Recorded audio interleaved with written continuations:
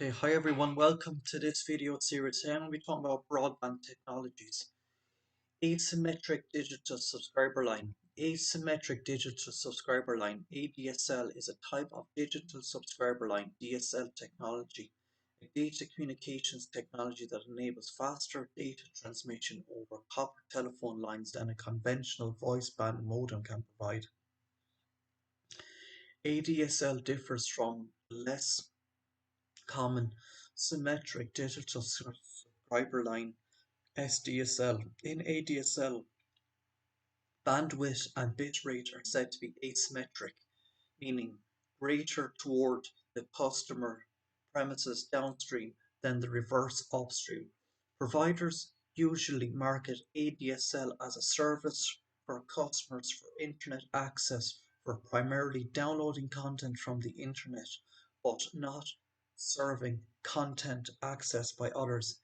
ADSL works by spectrum above the band used by voice telephone calls, with a DSL filter, often called a splitter. The frequency bands are isolated, permitting a single telephone line to be used for both ADSL service and telephone calls at the same time.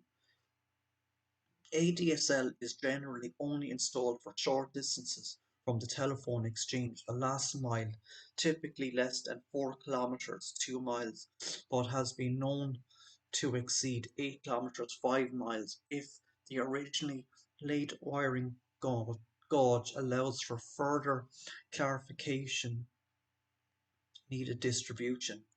At the telephone exchange, the line generally terminates at the digital subscriber line access multiplexer (DSLAM), where another frequency splitter separates the voice band signal from the conventional phone network. Data carried by the ADSL are typically routed over the telephone company's data network and eventually reach a conventional internet protocol.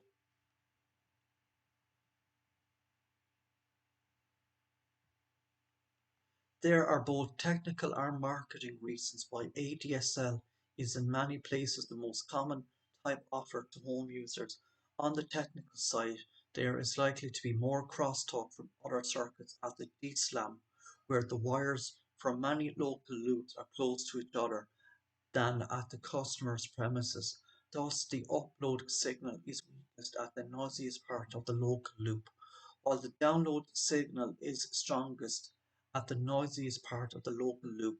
It therefore makes technical sense to have the DSLAM transmit at a higher bit rate than does the modem on the customer end, since the typical home user in fact does prefer a higher download speed. The telephone companies choose to make a virtue out of necessity, hence ADSL. The marketing reasons for asymmetric connection are that, firstly, most users of internet traffic will require less data to be uploaded than downloaded. For example, in normal web browsing, a user will visit a number of websites and will need to download the data that comprises the web pages from the site, images, text, sound files, etc., but they will only upload a small amount of data, as the only uploaded data is that used for the purpose of verifying the receipt of the downloaded data or any data input provided by the user into forms, etc. This provides a justification for internet service providers to offer a more expensive service aimed at commercial users who host websites and who therefore need a service which allows for such data to be uploaded as downloaded. File sharing applications are an obvious exception to this situation. Secondly, internet service providers seek to avoid overloading of their backbone connections, have traditionally tried to limit uses such as file sharing, which generate a lot of uploads.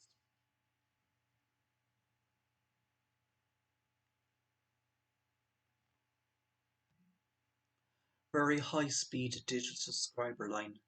Very high speed digital subscriber line (VDSL) and very high speed digital subscriber line 2 (VDSL2) are digital subscriber line (DSL) technologies providing data transmission faster than asymmetric digital subscriber line (ADSL). VDSL offers speeds of up to 52 megabits per second downstream and 16 megabits per second upstream over a single flat, untwisted or twisted pair of copper wires using a frequency band from 25 kHz to 12 MHz. These rates mean that VDSL is capable of supporting applications such as high definition as well as telephone services, voice over IP, and general internet access over a single connection. VDSL is deployed over existing wires used for analog service and lower speed DSL connections. This standard was approved by the International Telecommunications (ITU) in November 2001. Second generation systems, approved in February 2006, uses frequencies of up to 30 MHz to provide data rates exceeding 100 megabits per second simultaneously in both the upstream and downstream directions. The maximum available bit rate is achieved at a range of about 300 meters (980 foot). Performance degrades as the local loop attenuation increases. VDSL is an enhancement to VDSL, designed to support the wide deployment of triple play services such as voice, video, data, and high definition television (HDTV). VDSL2 is intended to enable operators and carriers to gradually, flexibly, and cost effectively upgrade existing XDSL infrastructure.